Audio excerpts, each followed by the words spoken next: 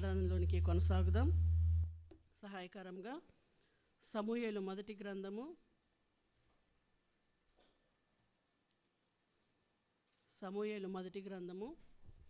12వ అధ్యాయము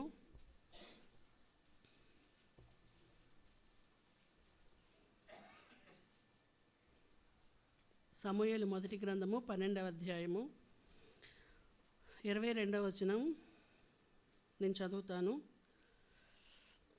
యెహోవా మిమ్మును తనకు జనముగా చేసుకొనుటకు ఇష్టము కలిగి ఉన్నాడు. తన ఘనమైన నామము నిమిత్తము తన జనులను ఆయన విడనాడడు. మరొకసారి అందరం కలిసి బిగ్గరగా చదువుకుందాం. యెహోవా మిమ్మును తనకు జనముగా చేసుకొనుటకు ఇష్టము కలిగి ఉన్నాడు. తన ఘనమైన నామము నిమిత్తము తన జనులను ఆయన విడనాడడు. చాలు. ఈ వాక్య భాగంలో ఒక 5 పాయింట్లు మనం చూసుకొని ఆరాధనలోనికి వెళదాం. మొదటిగా ఈ యొక్క మాట యొక్క సందర్భం, రెండవదిగా ఇశ్రాయేలీల యొక్క జీవితం. మొదటిది సందర్భం, తర్వాత ఇశ్రాయేలీల యొక్క జీవితం, మూడవది ఇశ్రాయేలీల పర్యవసానం, నాలుగవది ఇశ్రాయేలీలలో నుండి మనము, ఐదవది మన ప్రతిస్పందన లేదా మన స్పందన. సందర్భం, ఇశ్రాయేలీల యొక్క జీవితం, ఇశ్రాయేలీల యొక్క పర్యవసానం, ఇశ్రాయేలీలలో కనబడే మనం, తర్వాత మన యొక్క స్పందన లేదా ప్రతిస్పందన. ఇక్కడ చదువుకున్నటువంటి ఈ మాట మరి మొదటిగా మనం సందర్భంలోనికి వెళ్ళినట్లయితే 12వ అధ్యాయంలో మొదటి వచనం చదువుకుందాం. అప్పుడు సమూయేలు ఇశ్రాయేలీలందరితో ఇట్లనెను, ఆలకించుడి, మీరు నాతో చెప్పిన మాటను అంగీకరించి మీ మీద ఒకని రాజుగా నియమించి ఉన్నాను. ఇశ్రాయేలీలు మరి న్యాయాధిపతుల యొక్క పరిపాలన క్రింద ఉన్నప్పుడు వారి యొక్క పరిపాలనను నుంచి వారు తొలగిపోవాలని, వారికి ఒక రాజు కావాలని, రాజును నియమించమని ఆ యొక్క జనులు వచ్చి అడిగినప్పుడు ఆ యొక్క సమూయేలు దేవదేవుని యొక్క ఆలోచన ప్రకారము ఒక రాజును నియమించినటువంటి సందర్భం మనకి ఇక్కడ కనబడుతూ ఉంది. ఆ సందర్భంలో సమూయేలు మరి ఇశ్రాయేలులతో అనుతున్నటువంటి మాట ఏంటంటే, యెహోవా మిమ్మును తనకు జనముగా చేసుకున్నటకు ఇష్టము కలిగి ఉన్నాడు. తన ఘనమైన నామము నిమిత్తము ఆయన మిమ్మును విడువడు. ఆయన జనముగా చేసుకునడానికి ఇష్టము కలిగి ఉన్నాడు, ఆయన విడువడు. ఈ ఉదయకాలంలో మన ధ్యానానికి ఒక పేరు పెట్టుకున్నట్లయితే దేవుని యొక్క ఇష్టము అని మనం ఈ యొక్క భాగానికి మనం ఒక పేరు పెట్టుకుందాం. దేవుని యొక్క ఇష్టము. ఏంటి దేవుని యొక్క ఇష్టము అంటే, తనకు జనముగా చేసుకున్నటకు. ఎవరిని అంటే ఇశ్రాయేలీలను. ఎలాంటి ఇశ్రాయేలీలని అంటే ఇప్పుడు మనం చూద్దాం. 9వ వచనం మనం ఒకసారి చదువుకుందాం. అయితే వారు తమ దేవుడైన యెహోవాను మరిచినప్పుడు ఆయన వారిని హాసోరు యొక్క సేనాధిపతి అయిన సీసెరా చేతికిని, ఫిలిస్తీన్ల చేతికిని, మోయాబు రాజు చేతికిని అమ్మివేయగా వారు ఇశ్రాయేలీలతో యుద్ధము చేసిరి. ఈ యొక్క మాట ఎప్పుడు పలకబడినటువంటి మాట, లేదంటే ఇశ్రాయేలీల యొక్క జీవితం ఈ మాట పలకడానికి ఏ మాట అంటే, ఆయన మిమ్మును స్వకీయ జనముగా చేసుకునడానికి ఇష్టము కలిగి ఉన్నాడు. ఎప్పుడు ఇష్టము కలిగి ఉన్నాడు అంటే ఇప్పుడు మనం చదువుకున్నటువంటి మాట. అయితే వారు తమ దేవుడైన యెహోవాను మరచినప్పుడు, దేవుడైన యెహోవాను మరచిపోయినటువంటి సందర్భంలో వారు ఉన్నప్పుడు అలాంటి వారిని మరచిపోయినటువంటి వారిని దేవుడు తనకు స్వకీయ జనముగా చేసుకున్నటకు, లేదంటే తనకు జనముగా చేసుకునడానికి ఇష్టపడ్డాడు. నిజానికి మరి వారు ఐగుప్తులో ఎన్ని శ్రమలు వాళ్ళు అనుభవించారో, ఎన్ని కష్టాలు మరి వారు అనుభవించారో మనం చూస్తే మనకి వాక్య భాగం మెరిగిన వాళ్ళకి అర్థమవుతుంది. 10వ వచనం మనం చదువుకుంటే, అంతటా వారు మేము యెహోవాను విసర్జించి, వారి నోటితో వారే ఒప్పుకుంటున్నారు. మొదటిగా వారు దేవుడైన యెహోవాను మరిచిన సందర్భం, రెండవదిగా వారు యెహోవాను విసర్జించినటువంటి సందర్భం. మేము ఈ శ్రమకు తాళలేకపోతున్నాము, మేము భరించలేకపోతున్నాము, ఫరో మా మీద పెట్టినటువంటి కఠినమైనటువంటి బానిసత్వము, ఈ శ్రమలను మేము ఓర్చుకోలేకపోతూ ఉన్నామో మా కొరకు మమ్మల్ని విడిపించమని వారు యెహోవాకు మొరపెట్టినప్పుడు యెహోవా తన సేవకుడైనటువంటి మోషే ద్వారా వారిని మరి ఆ యొక్క ఐగుప్తు అనేటువంటి బానిసత్వం నుంచి విడిపించగా, అలాంటి విడిపించినటువంటి దేవునిని వీరేం చేశారంటే విసర్జించారు. ఇలాగా ఆయనను విసర్జించిన వారిని ఆయనకు జనముగా చేసుకొనడానికి ఇష్టము కలిగి ఉన్నాడు. వారిని విడిచిపెట్టడానికి మరి ఆయన ఏమాత్రము ఆలోచన చేయకుండా ఉన్నటువంటి దేవునిగా మనకి ఇక్కడ కనబడుతూ ఉన్నాడు. ఆయనకు జనముగా చేసుకొనడు. తర్వాత మూడవదిగా మనం చూస్తే అదే 12వ వచనంలో, విసర్జించి బయలుదేవతలను అష్టారోతు దేవతలను పూజించినందున పాపము చేసితిమి. వారు విసర్జించి వాళ్ళు చేసిన పని ఏంటంటే బయలుదేవతలను అష్టారోతు దేవతలను వారు పూజించేటువంటి వారుగా ఉన్నారు. మరిచిపోయారు, విసర్జించారు, ఆ యొక్క విగ్రహారాధికులుగా మారారు. పోనీ అవేమన్నా వారిని రక్షిస్తాయా అంటే ఆ మాట ఇక్కడ మనకు కనబడదు. చూడండి, మాయా స్వరూపంలో అనే మాట ఉంటుంది ఇక్కడ 21. ఆయనను విసర్జింపువారు ప్రయోజనము మాలినవై రక్షింపలేని మాయా స్వరూపములను అనుసరించెదరు. పోనీ వారు చేసేటువంటి విగ్రహారాధన వారు దేవుళ్ళుగా ఎంచుకున్నటువంటి వారు వారిని ఏమైనా రక్షిస్తారా అంటే అవి ఎలాంటివట? రక్షింపలేని మాయా స్వరూపములు కలిగినటువంటి వారు. అలాంటి వారిని వారు ఎంపిక చేసుకున్నారు. ఎవరిని విడిచిపెట్టారు అంటే దేవదేవుణ్ణి, మరి ఆ బానిసత్వం నుంచి విడిపించినటువంటి దేవునిని వారు మర్చిపోయారు. మొదటిగా వారు మర్చిపోయారు. వారు యెహోవాను విసర్జించి, అంత మాత్రమే కాదు, దేవునికి అసహ్యమైనటువంటి, దేవునికి ఇష్టం లేనటువంటి దేవతలను, రక్షింపలేని మాయా స్వరూపములు కలిగినటువంటి ఆ యొక్క దేవతలను వారు కోరుకున్నారు.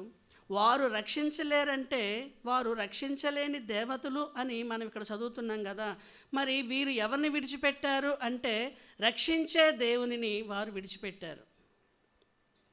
రక్షింపలేని దేవతలను వారు తమకు ఆశ్రయముగా చేసుకొని రక్షించే దేవునిని వారు విడిచిపెట్టారు. అంత మాత్రమే కాదు, 14వ వచనంలో మనం చూస్తే, మీరు యెహోవా యందు భయభక్తులు కలిగి ఆయన మాటను విని ఆయనను సేవించి ఆయన ఆజ్ఞను భంగము చేయక మీరును మిమ్మును ఏలు రాజును మీ దేవుడైన యెహోవాను అనుసరించిన మీకు క్షేమము కలుగనంటే క్షేమము కలుగజేసే దేవుణ్ణి విడిచిపెట్టారు. మర్చిపోయారు, విసర్జించారు. దేవునికి అయిష్టమైనటువంటి కార్యాలు చేయటానికి, విగ్రహారాధన చేయటానికి, రక్షింపలేని దేవతలను అనుసరించడానికి వారు ఇష్టపడ్డారు. రక్షించే దేవుణ్ణి మర్చిపోయారు. క్షేమాన్ని కలుగజేసే దేవుణ్ణి వారు విడిచిపెట్టారు. ఇలాంటి వారిని ఆయన తనకు స్వకీయ జనముగా చేసుకొనడానికి ఇష్టపడ్డాడు. ఇది ఇశ్రాయేలీయుల యొక్క జీవితం ఇలా ఉంది. మరి ఇలా దేవునికి అయిష్టంగా జీవించి ఆయనను మర్చిపోయి ఆయనను విసర్జించి రక్షింపలేని మాయాస్వరూపములను చేసుకున్నటువంటి వీరి యొక్క పర్యవసానం ఏంటి? 19వ వచనంలో మనకి ఇక్కడ కనబడుతూ ఉంది. సమూయేలుతో ఇట్లనరి, రాజును నియమించమని మేము అడుగుట చేత మా పాపములన్నింటికీ మించిన కీడు మేము చేసితిమి కాబట్టి మేము మరణము కాకుండానట్లు. వారు యొక్క పర్యవసానం ఏంటంటే మరణం కావడం. మేము మరణము కాకుండా మా కొరకు వేడుకో అని సమూయేలుతో చెప్తున్నారు. అంటే నిజానికి వారు దేవునికి ఆ విధంగా జీవించడాన్ని బట్టి మరణానికి పాత్రులుగా ఉన్నారు. దేవుడు తలుచుకుంటే వారిని ఎంత సమయంలోపు వారిని చంపగలడు అని మనం ఆలోచిస్తే చాలా స్వల్పమైన సంగతి. దేవునికి అయిష్టులుగా జీవిస్తున్నటువంటి వారిని మరి మట్టు పెట్టడానికి ఎంతో సమయం దేవునికి అవసరం లేదు, చాలా కొద్ది సమయం చాలు. కానీ ఆ మరణానికి తగిన పాపము చేసిన వారిని, ఆ మరణపాత్రులైనటువంటి వారిని దేవుడు ఏం చేసుకున్నాడంటే తన స్వకీయ జనముగా లేదా తన జనముగా చేసుకునడానికి ఇష్టపడ్డాడు. వారిని అలాగ మరణింప చేయలేదు, వారిని విడిచిపెట్టలేదు, కానీ తనకు జనముగా చేసుకున్నాడు.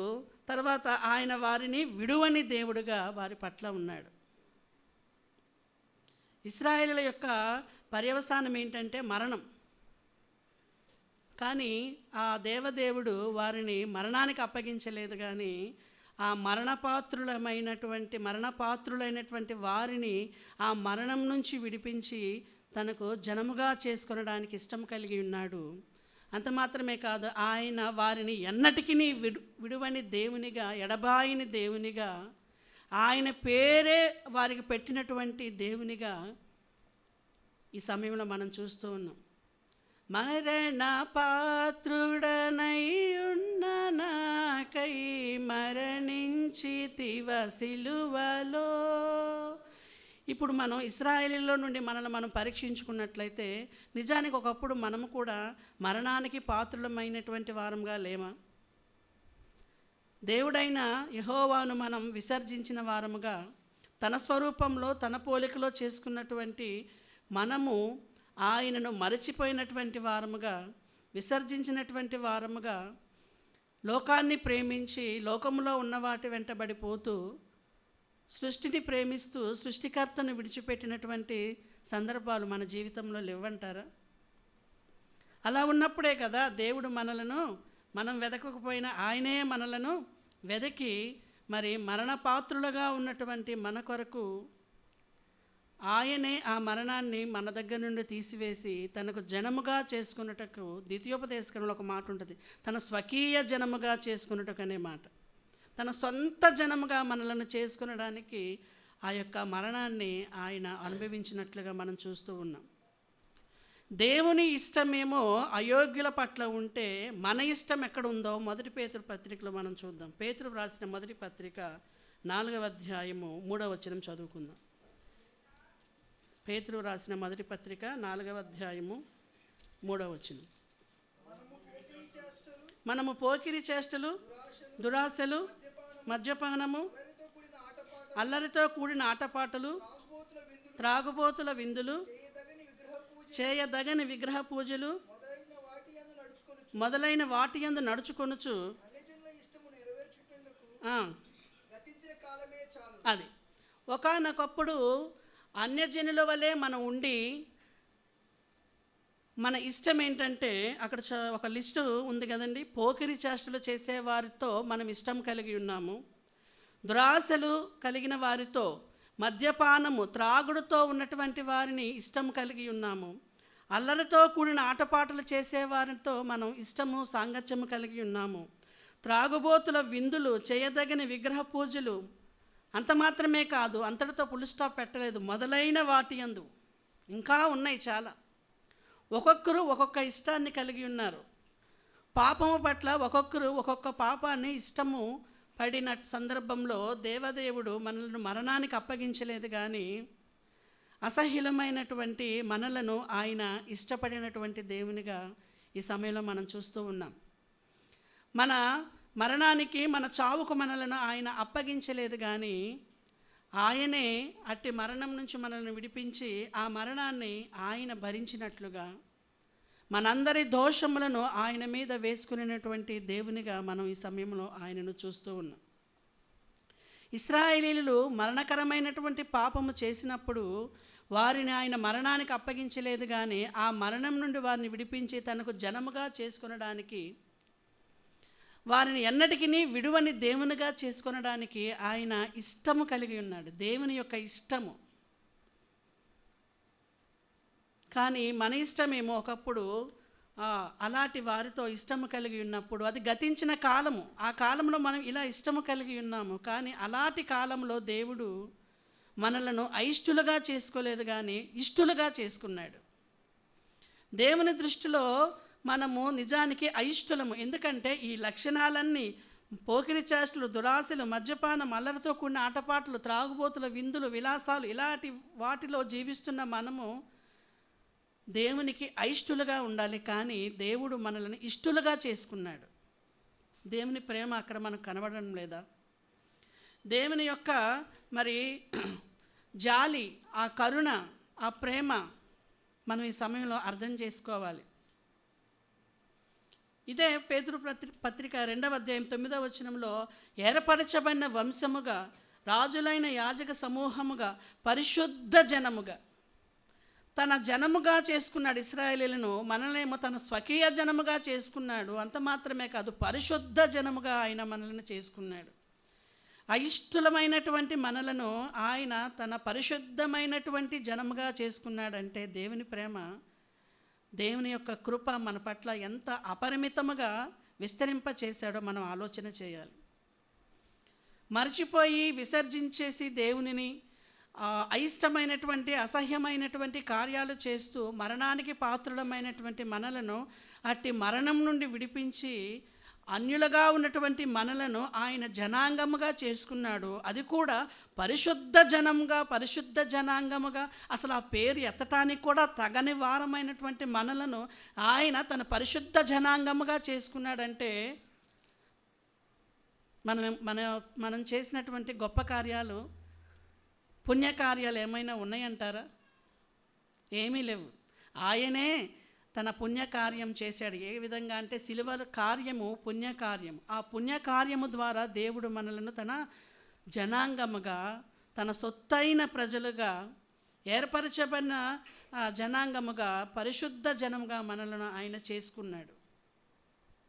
ఇప్పుడు 5వదిగా మన స్పందన.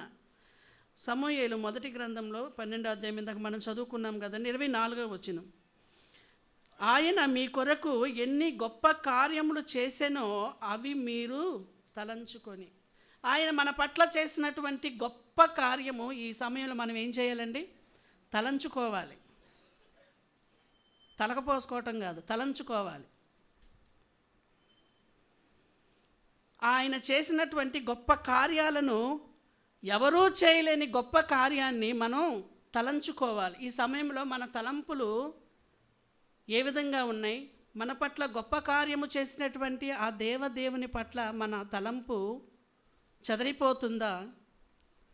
దేవుని మీద మన తలంపు ఉందా? తర్వాత తలంచుకొని మీరు యెహోవా యందు భయభక్తులు కలిగి, దేవుడంటే భయము భక్తి కలిగి జీవించేవారిగా మనం ఉంటున్నామా?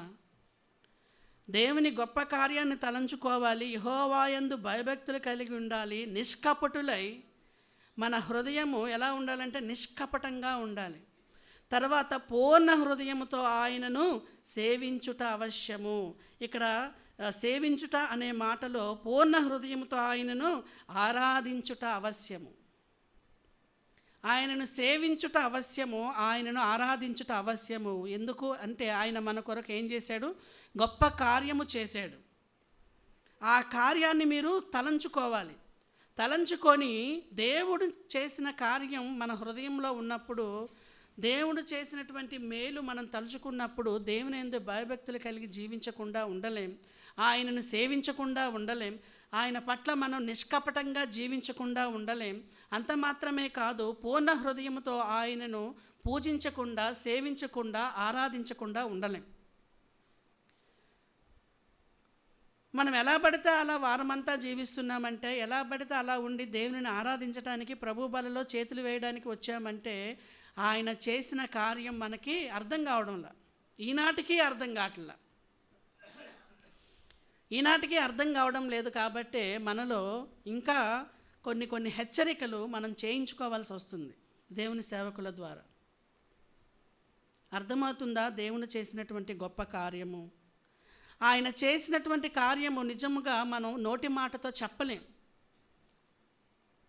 శరీరరీతిగా మరణపు అంచుల దాకా, చావు దాకా వెళ్ళిన వ్యక్తిని ఒక్కసారిగా మరి డాక్టర్ తన యొక్క నైపుణ్యంతో బ్రతికించినప్పుడు ఆ డాక్టర్ గారి పట్ల పేషెంట్కి, రోగికి ఎంత కృతజ్ఞత ఉంటుందండి.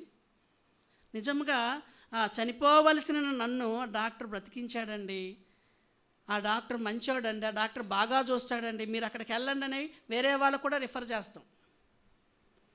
మరి ఆ దేవదేవుడు చేసినటువంటి గొప్ప కార్యము, ఆ మరణం నుండి తప్పించినటువంటి దేవదేవునిని ఈ వారంలో ఎవరికైనా పరిచయం చేశామా మనం?